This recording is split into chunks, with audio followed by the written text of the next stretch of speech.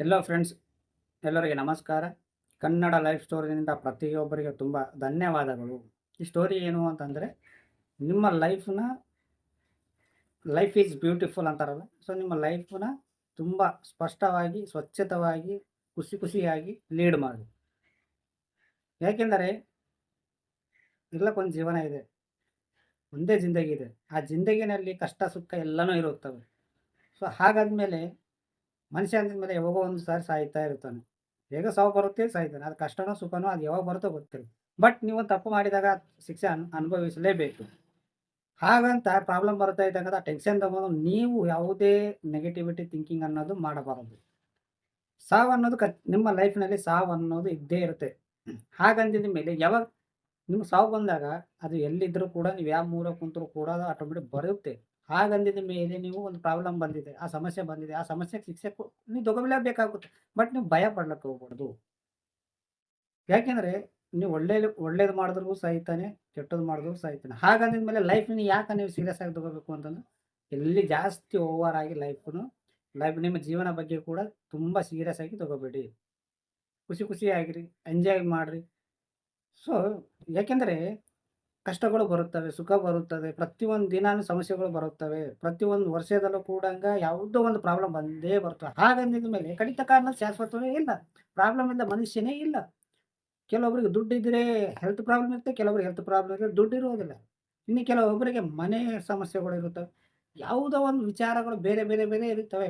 ಪ್ರತಿಯೊಬ್ಬರಿಗೆ ಒಂದೇ ಸಮಸ್ಯೆ ಇರುವುದಿಲ್ಲ. ನೀವು ನೋಡೋ ದೃಷ್ಟಿಯಲ್ಲೇ ಕಾಣುತ್ತೆ. ಬೇರೆಯವ್ರ ಜಿಂದಗಿ ನೋಡಿ ನಮ್ಮ ಜಿಂದಗಿ ಖರಾಬ್ ಇದೆ ಅಂತ ಅನ್ಕೋತೀರ. ಸೊ ಎಲ್ಲರ ಜಿಂದಗಿನೂ ಒಳಗೆ ಇರುತ್ತವೆ. ಸೊ ಇನ್ನೊಬ್ಬರ ಬಗ್ಗೆ ನೀವು ಥಿಂಕ್ ಮಾಡಬೇಡಿ. ಲೈಫ್ ನೀವು ಜೀವನ ಬಗ್ಗೆ ವಿಚಾರ ಮಾಡಿದಾಗ ಖುಷಿಯಾಗಿ ಲೀಡ್ ಮಾಡಬೇಕು. ಕಷ್ಟ ಸುಖ ನಿಮ್ಗೆ ಯಾವುದೋ ಒಂದು ಪ್ರಾಬ್ಲಮ್ ಬಂದಿದೆ. ಒಂದು ಕಷ್ಟ ಬಂದಾಗ ತಕ್ಷಣ ನೀವು ಅದ್ರ ಬಗ್ಗೆ ಓವರ್ ಆಲ್ ಥಿಂಕಿಂಗ್ ಮಾಡೋದ್ರಿಂದ ನಿಮ್ಗೆ ಯಾವುದೋ ಆನ್ಸರ್ ಬರೋದಿಲ್ಲ. ಆ ಮೈಂಡ್ ಯಾಕಂದ್ರೆ ನಿಮ್ಗೊಂದು ಕಷ್ಟ ಬಂದಿದೆ, ಇಲ್ಲ ಯಾವುದೋ ಒಂದು ಸಮಸ್ಯೆ ಬಂದಿದೆ. ಬಂದಿದ ಮೇಲೆ ಅದು ಪರಿಹಾರ ಕೊಡಕ್ಕೆ ಅದಕ್ಕೆ ನೀವು ವಿಚಾರ ಮಾಡ್ತಾ ಇದ್ರಿ, ಇದಕ್ಕೆ ಹೇಗೆ ಮಾಡಬೇಕು, ಹೇಗಿಲ್ಲ, ಈ ಸಮಸ್ಯೆಯನ್ನು ಹೇಗೆ ಪರಿಷ್ಕಾರ ಮಾಡಬೇಕು ಅಂತ ಓವರ್ ಆಗಿ ಥಿಂಕಿಂಗ್ ಮಾಡೋದರಿಂದ ನಿಮ್ಮ ಮೈಂಡ್‌ಗೆ ಪ್ರೆಷರ್ ಬೀಳುತ್ತೆ. ಅವಾಗ ನಿಮ್ಗೆ ಏನು ಕೊಡೋದಿಲ್ಲ. ಅವಾಗ ಭಯ ಆಗುತ್ತೆ. ಅವಾಗ ಇನ್ನೂ ಹೆಲ್ತ್ ಖರಾಬ್ ಆಗುತ್ತೆ. ಈ ಭಯದ್ರಲಿಂದ ಸ್ಟಾರ್ಟ್ ಆಗುತ್ತೆ. ಅದಕ್ಕೆ ನೀವು ಎಂಥ ದೊಡ್ಡ ಸಮಸ್ಯೆ ಬರಲಿ ಕೂಲಾಗಿ ಮೇಂಟೈನ್ ಮಾಡಿದ್ರೆ ಅದಕ್ಕೆ ತಕ್ಕಂತೆ ಆನ್ಸರ್ ಬರುತ್ತೆ. ಸ್ವಲ್ಪ ವೇಟ್ ಮಾಡಲೇಬೇಕು. ಯಾಕೆಂದರೆ ಓವರ್ ಆಗಿ ನೀವು ಏನಾದರೂ ಥಿಂಕಿಂಗ್ ಕೊಡ್ತಿರಲ್ಲ, ನಿಮ್ಮ ಓವರ್ ಆಗಿ ಏನಾದರೂ ಥಿಂಕಿಂಗ್ ಕೊಡ್ತಿರಲ್ಲ, ನಿಮ್ಮ ಬ್ರೈನಿಗೆ ಅದು ತಗೊಳ್ಳೋದಿಲ್ಲ. ಇನ್ನ ಸಮಸ್ಯೆಗಳು ತಂದುಬಿಡುತ್ತೆ. ಕೂಲ್ ಆಗಿದ್ದಾಗ ಅದಕ್ಕೆ ಬ್ರೈನಿಗೆ ಒಂದು ಕ್ವೆಶ್ಚನ್ ಹಾಕಿದಾಗ ಅದು ಆಟೋಮೆಟಿಕ್ ಆನ್ಸರ್ ಕೊಡುತ್ತೆ. ಪ್ರೆಷರ್ ಆಗಿದ್ದಾಗ ಅದು ಏನು ಕೊಡೋಕ್ಕೆ ಆಗೋದೇ ಇಲ್ಲ. ಅರ್ಥಾಯ್ತಾ ಫ್ರೆಂಡ್ಸ್? ಎಲ್ಲಕ್ಕೊಂದು ಜಿಂದಗಿ ಇದೆ. ತುಂಬ ಖುಷಿಯಾಗಿ ಲೀಡ್ ಮಾಡ್ರಿ. ಯಾವುದೇ ಸಮಸ್ಯೆಗಳು ಬಂದರೆ ಭಯ ಪಡಲಿಕ್ಕೆ ಹೋಗಬೇಡಿ.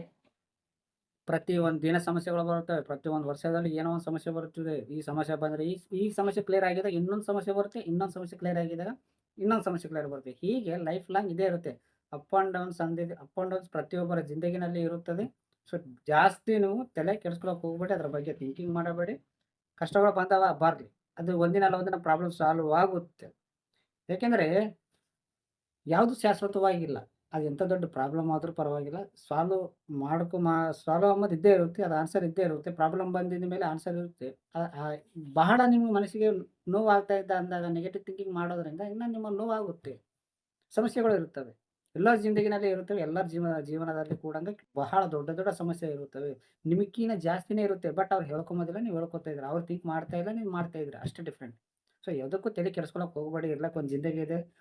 ಎಲ್ಲ ಅದು ಒಳ್ಳೇದಾಗಲಿ ಕೆಟ್ಟದಾಗಲಿ 4 ಜನ ಬಂದು ನಿಮ್ಮ ಮೇಲೆ ಕೋಪ ಮಾಡಿದ್ದಾರೆ, ಇಲ್ಲ ಜಗಳಕ್ಕೆ ಬಂದಿದ್ದಾರೆ. ನೀವೇನು ತಪ್ಪು ಮಾಡಿಲ್ಲ ಅಂದ್ರು, ತಪ್ಪು ಮಾಡಿದ್ರು ಕೂಡ ಸೊ ನಿಮಗೆ ಎಫೆಕ್ಟ್ ಆಗ್ತಿದೆ ಅಂದಾಗ ಸ್ವಲ್ಪ ನೀವು ಕಂಟ್ರೋಲಲ್ಲಿ ಇದ್ದೆ ಅನ್ಕೋ, ಎಲ್ಲ ನಿನ್ನ ಮುಂದಿಂದೆ ಹೋಗ್ಬಿಡುತ್ತೆ. ಇನ್ನು ಮುಂದೆ ತುಂಬಾ ಜನ ಓವರಾಗಿ ಮಾತಾಡೋರು ಇರ್ತಾರೆ. ತುಂಬಾ ಓವರಾಗಿ ಇದ್ದವರು ಮಾಡೋರು ಕೂಡ ಇರುತ್ತಾರೆ. ಅವೆಲ್ಲ ನೋಡಿ ನನಗೆ ಒಂಥರ ಬೇಜಾರು ಅನಿಸುತ್ತೆ. ತಾಳ್ಮೆ ಶಕ್ತಿ ಇರಲೇಬೇಕು. ಎಲ್ಲ ನಿನ್ನ ಮುಂದಿಂದೆ ಹೋಗುತ್ತವೆ. ಏನೇನಿದೆ ನಿನ್ನ ಕಣ್ಣ ಮುಂದಿಂದೆ ಹೋಗುತ್ತವೆ. ಸ್ವಲ್ಪ ನೀವು ನೋಡಿ ನೋಡ್ಲಾರ್ದಂಗೆ ಇರಬೇಕು. ಪ್ರತಿಯೊಂದು ವಿಷಯಕ್ಕೂ ಥಿಂಕ್ ಮಾಡಬಾರದು. ಯಾರು ಏನಂದ್ರೆ ಅನ್ಕೊಂಡ್ರೆ ಪರವಾಗಿಲ್ಲ. ಯಾರ ಜಿಂದಗಿನಾಗ ಹೋಗೋದಿಲ್ಲ. ನಿಮ್ಮ ಜೀವನ ನಿಮ್ಮ ಬಗ್ಗೆ ಥಿಂಕ್ ಮಾಡ್ಕೊರಿ. ಸೊ ನೀವು ಜಾಸ್ತಿ ಓವರಾಗಿ ಥಿಂಕ್ ಮಾಡಬೇಡಿ. ಕಷ್ಟನೋ ಸುಖನೋ ಎಲ್ಲ ಬಂದ್ಬಿಡುತ್ತೆ ಲೈಫಿನಲ್ಲಿ. ಬಟ್ ಯಾವುದು ಶಾಶ್ವತವಾಗಿ ಇರೋದಿಲ್ಲ. ಅದು ಎಂಥ ದೊಡ್ಡ ಸಮಸ್ಯೆ ಕೂಡ ಪ್ರಾಬ್ಲಮ್ ಇರೋದಿಲ್ಲ. ಸೊ ಅದೇ ಥರ ಇಂಟ್ರೆಸ್ಟ್ ಕೂಡ ಅದೇ. ಇವಾಗ ಒಂದು ಜಗಳ ಆಗಿದ್ಮೇಲೆ ಆ ಜಗಳ ಪ್ರತಿ ಸಾರಿ ಇದೇ ರೇಂಜಿಗೆ ಇರೋದಿಲ್ಲ. ಸ್ವಲ್ಪ ದಿನಗಳಾಗ್ತಾ ಬರ್ತಾಂಗೆ ಕಡಿಮೆ ಆಗುತ್ತೆ. ಸಮಸ್ಯೆಗಳು ಕೂಡ ಹಾಗೆ. ಈ ಸಮಸ್ಯೆ ಕ್ಲಿಯರ್ ಆಗಿದ್ರೆ ಮತ್ತೊಂದು ಸಮಸ್ಯೆ ಬರುತ್ತದೆ. ಇದೇ ರೀತಿ ಜೀವನ ನಡೆಯುತ್ತದೆ. ಪ್ರತಿ ವರ್ಷ ಯಾರು ಶಾಶ್ವತವಾಗಿರೋದಿಲ್ಲ. ಪ್ರತಿಯೊಂದು ವರ್ಷದಲ್ಲಿ ಯಾವುದೋ ಒಂದು ಹೊಸ ಹೊಸ ನಮನಗಳು ಸಮಸ್ಯೆಗಳು ಬರುತ್ತವೆ. ಹಾಗಾದ ಮೇಲೆ ಥಿಂಕ್ ಮಾಡೋದು ಬಿಡ್ರಿ. ಬಂದೇ ಬರುತ್ತವೆ. ಬಂದಿದ ಮೇಲೆ ಅದು ಅದರ ಟೈಮ್ ಇರೋ ತನಕ ಸಮಸ್ಯೆ ಇರುತ್ತೆ. ಆಟೋಮೆಟಿಕ್ ಅದ ಹೋಗುತ್ತೆ ಅದೇ. ಸೊ, ಹಂಗೆ ಟೈಮ್ ಇದ್ದಾಗ ನಮ್ಮ ಟೈಮ್ ಖರಾಬ್ ಇದ್ದಾಗ ಸಮಸ್ಯೆಗಳು ಬಂದರೂ ಕೂಡ ತಾಳ್ಮೆ ಶಕ್ತಿ ಇರಲೇಬೇಕು. ಕಳ್ಕೋಬಾರದು. ಅರ್ಥ ಆಯ್ತಾ ಫ್ರೆಂಡ್ಸ್? ಇಲ್ಲಪ್ಪ ಜಿಂದಗಿ ಇದೆ ನೀವು ಎಂಜಾಯ್ ಮಾಡಬೇಡಿ. ಜಾಸ್ತಿ ಕಷ್ಟವಾಗಿ ತಗೋಬೇಡಿ ನಿಮ್ಮ ಲೈಫ್‌ನ. ನಕ್ಕೋತೆ ಇರಿ. ಕಷ್ಟ ಬಂದದ ಪರವಾಗಿಲ್ಲ. ಕಷ್ಟ ಬಂದಾಗ ಕಷ್ಟನೇ ಮಾಡಿ, ಸುಖ ಬಂದಾಗ ಸುಖ ಮಾಡಿ. ಬಟ್ 24 ಗಂಟೆ ಕಷ್ಟ ಬಂದಿದೆ ಅಂತ ನೀವು ಥಿಂಕ್ ಮಾಡಬೇಡಿ.